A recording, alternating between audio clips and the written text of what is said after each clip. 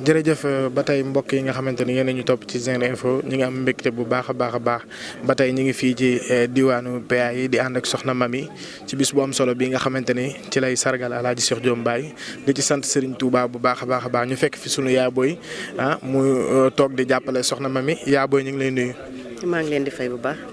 yaabooy bis bi nga xamante ni soxna Mamy moo koy taxawal di ci sant Serigne Touba waaye di ci sargal Alaaji Cheikh Diop Mbaye ban yëg-yëg nga ci am. waa di sant yàlla rek di julli ci yonent bi di sant ki nga tudd léegi mooy ko tedd ki moom macha allah yàlla def na amul tànk ginnaaw tànk kanam lam kon Mamy Gueye bu ñëwee tey ne dafay sargal borom këram muy Alaaji Cheikh Diop Ndiaye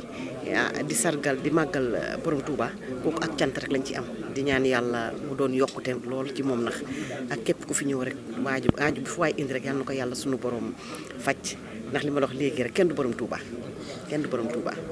jërëjëf soxna si waaye yow lan nga ci soxna Mamy ak lan moo sabab sa teewaay ci bis bi. waaw man Mamy day sama xarit di sama rak yàlla boole ñu yàgg lool man damaa liggéey si maa ngi ne damaa indi sama télé Yelli TV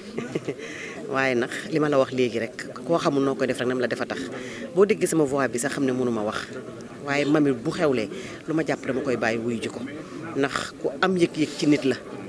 Mamy ku baax la Mamy ku yaatu la ku mën a sonn ci nit la jëkkëram tamit ne ko dandu leen ma ñaar ñu yàlla boole la ñu leen di ñaan yal na leen yàlla bàyyi